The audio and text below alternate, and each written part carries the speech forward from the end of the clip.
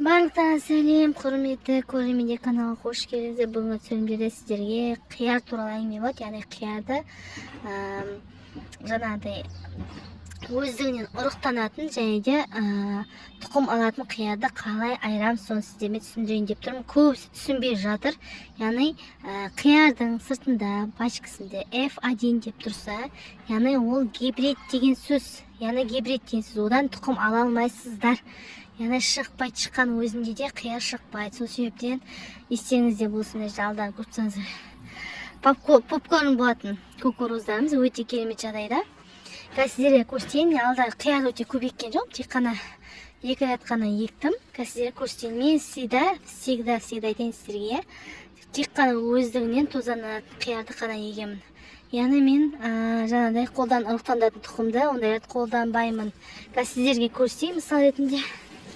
Міне алдарыңызда көріп тұрсаңыздар, қияр мынаңыздар астынан біреуінің каждый бет несінде, каждый жапырақтың қасында міне қияр өсіп тұр. Яғни бұл өздігінен тозаңданатын қияр. Алып тастаймыз. Яғни өздігінен тозаңданатын қияр.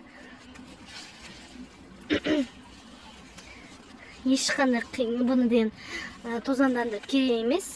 Бұдан бірақ біз тұқым ала алмаймыз. Себебі бұл өз-өзінен тозаңданатын болғанын көрдіңіздер ме? Ешқандай жаңағыдай қасында пустой гүл жоқ. Яғни ол пустой гүл, ол жаңағыдай аталық деп айтылады. Но бізде ұрғашы гүлдеріміз, яғни бұда уже қияр тұр. Яғни бұның қасында ешқандай гүл жоқ болғасын, ешқандай да опыление керек емес, яғни тозаңдандыру керек емес деген сөз. Мен көріп тұрсаңыздар, міне ешқандай күтім керек емес. Жылда мен байламайтын, биыл кішкене байлап жатырмын, себебі түптейтін болғасын байлап жатырмын. Мен алады барлығын алып тастаймын. Артық керек емес. Не көрдіңіздер ма? Керек емес бұлар. Пока қияға күш жұмсауға келеді. Ол бір бағытпен өсіру деп аталады. Егер мыналардың барлығын алмасаңыздар, өз бойы кішкентай алып тұрады да, бірақ жаңағыдай асқала сияқты жандарын бәрі шығып тұрады. Сол себептен осылай тіпті мұртшаларында алып тастауға болады, бірақ ондай көп күш кетпейді. Одан сол себептен осылай істейміз. Міне ешқандай қиындығы жоқ. Яғни міне бұйыртса қияр ала берсе қияр жейтін болармыз. Міне кішкентай жайлап баста өсіп жатыр. Жылда ерте жейтін, биыл күн салқын болғандықтан өте жайға қалып, тіпті ел болайын деп жатыр. Сол себептен енді әйтеуір жейтін шығармыз деген ойдамыз.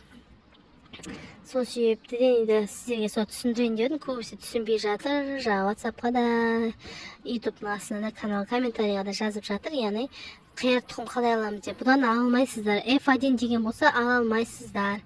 Апрельский деген сорттар бар ғой, баяғының сорттары.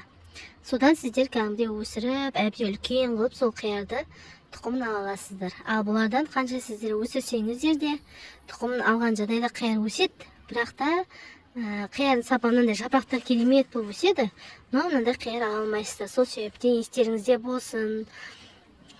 Қиярда жаңағыдай тұқымын алған кезде пачкасына міндетті түрде сыртын қараңыздар. Солай каналға жазуды ұмытпаңыздар. Сау болыңыздар.